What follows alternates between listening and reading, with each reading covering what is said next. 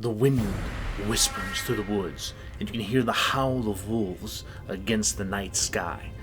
Then, one wolf, two wolves, three wolves. The wolves start to crawl through the forest, snarling.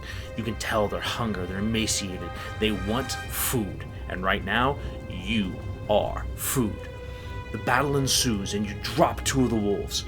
As you fall back and regroup, the other wolves come over and stand over the other wolves, protecting their down form.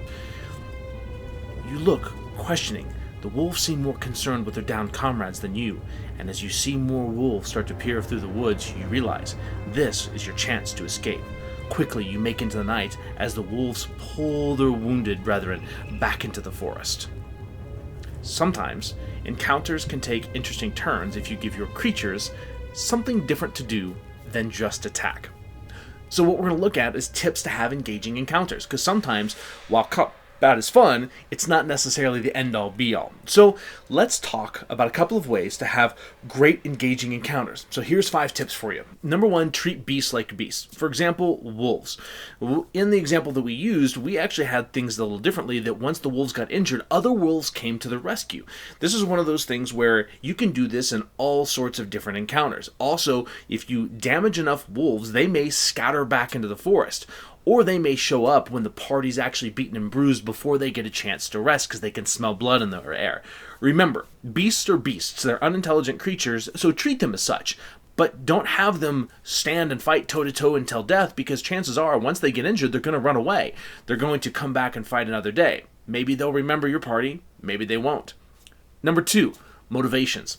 Bandits. Bandits are overused in D&D, but I don't think they're used properly. Remember, a bandit's job is to get money out of people. They're here to extort. They're not here to kill and maim and murder, because that's bad for business. If I'm on a trade route and I kill everyone that comes down it and take their stuff, eventually that trade route will dry up. It's better to take those merchants that come down that are not as well protected and utilize them to withdraw and extract as much goods as they can, but letting them go on their way so they can keep bringing more goods down the path. Think about that. Bandits have motivations, so do your other parties. Sometimes the bad guy's motivation isn't to kill, but to get away, to avoid, to dismember, to basically just put in their place. Because remember, they have to answer to the law as well. Number 3, have them learn through combat. So if you have a caster or a ranged person that keeps picking people off at the back, your party that is attacking, your encounter that's attacking your party may learn. They may say, screw the guys up front, that mage in the back needs to go down.